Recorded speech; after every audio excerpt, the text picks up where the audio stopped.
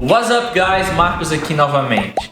Taxa de juros Selic a 2,25 ao ano. O que isso significa? A era dos juros baixos está no auge. É a 8ª vez consecutiva que existe um corte nos juros anual no Brasil. E hoje a gente encontra o nível de juros o mais baixo da história do nosso país. Em 2016, para você ter ideia, o Brasil estava enfrentando uma crise econômica logo após um governo que não geriu tão bem o país assim. E a gente encontrava uma taxa de juros acima de 10% por ano. Mas no próprio ano de 2016, um projeto foi aprovado, que foi o projeto do teto de gastos, que foi um impulsionamento para que a taxa de juros começasse a ser diminuída no ano de 2016. Já no ano de 2019, a gente conheceu a famosa reforma da Previdência, que favoreceu também o corte de juros e o estímulo dos bancos centrais para a população. Então, se hoje a gente vê uma taxa de juros tão baixa, não é porque a gente enfrenta esse vírus, essa crise econômica, mas foram por causa de vários projetos aprovados lá atrás para que hoje a gente encontrasse uma taxa de juros tão pequena. Mas é claro que com a paralisação e a recessão que a gente encontra hoje na nossa nação, isso provoca o governo a fazer esse corte para que a inflação não consiga ir além do que ela realmente tem que ir. Mas você deve conhecer pessoas que gostaram desse corte e conhecer pessoas que não gostaram desse corte. É isso que a gente vai conversar aqui hoje. Porque realmente, para algumas pessoas esse corte foi muito bom, e a gente vai ver para quem é, e para algumas pessoas não foi tão bom assim. A gente tem que entender que a taxa de juros, ela é vinculada a vários e vários produtos oferecidos pelos bancos e até pelas instituições financeiras descoladas de banco. Então, a taxa de juros que é atrelada a essas instituições financeiras que fornecem crédito ao consumidor, quanto menor for a taxa de juros, menor vai ser o spread que a instituição financeira vai conseguir ganhar sobre o cliente.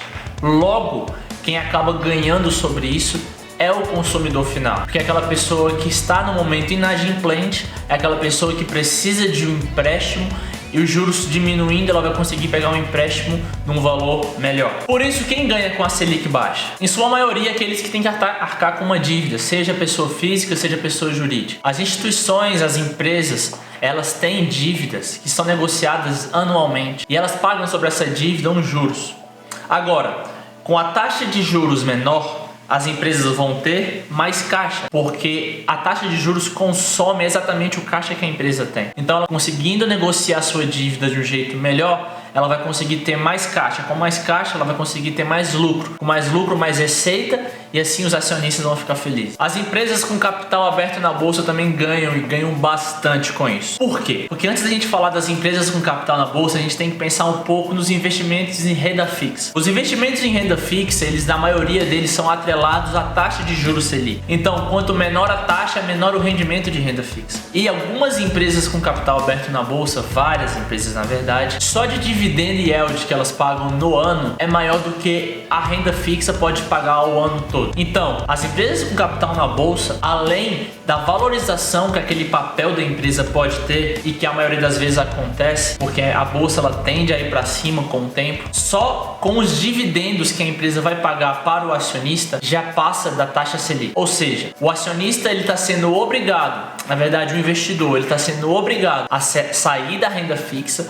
procurar um investimento com um nível maior de risco, mas que pague tão bem ou melhor do que ele recebia na renda fixa. Logo, as empresas com capital aberto na bolsa vão se beneficiar e muito com isso. O mercado de imóveis, ele se beneficia muito com isso. Por quê? É meio que fosse uma lógica também. O mercado imobiliário, ele não vende só para as pessoas que têm dinheiro em caixa e estão sonhando em comprar seu apartamento. Muitas pessoas não têm grana e elas precisam de quê? Financiamento. O mercado imobiliário, ele vive na base de financiamento. Tem aquela máxima, né, que a imobiliária ela não vende para o consumidor, ela vende para o banco. E logo depois de um bom tempo, o banco vende para o seu consumidor final. Com a taxa de juros menor, o financiamento ao longo prazo ele fica mais barato também. Então a pessoa ela vai ser incentivada a financiar um apartamento e assim ir pagando aquela prestação mês por mês numa taxa de juros menor. Logo, o mercado imobiliário vai ganhar muito com isso, porque tem muitas pessoas que sonham em ter sua casa própria e não querem viver de aluguel. Elas querem realmente financiar um apartamento. E com a taxa de juros menor, vai ser um incentivo a mais para elas fazerem isso. E quem perde com essa taxa Selic tão baixa? Como eu disse anteriormente, as pessoas que investem na maioria em renda fixa. Com a taxa de juros reduzida, a poupança, que é o investimento que as pessoas no Brasil mais investem hoje, infelizmente, ela rende 70% da taxa Selic. Ou seja, ela passa a render menos ainda. Se antes ela rendia 3,15% ao ano, agora ela passou a render 2,65% ao ano. Logo, depois de descontar o imposto, nós temos um rendimento de 1,57% ao ano. Logo, o público mais afetado por essa redução na taxa Selic é o público investidor da renda fixa e da poupança. Porque as pessoas, além de serem incentivadas a buscar um investimento que paga mais, elas vão ser acordadas, porque a inflação ela vai passar, vai acontecer na verdade uma deflação no Brasil. Então as rendas fixas, os investimentos em renda fixa, tanto pré-fixado como pós-fixado, eles tendem a render menos que a inflação. Ou seja, nós podemos chamar a renda fixa daqui a um tempo de perda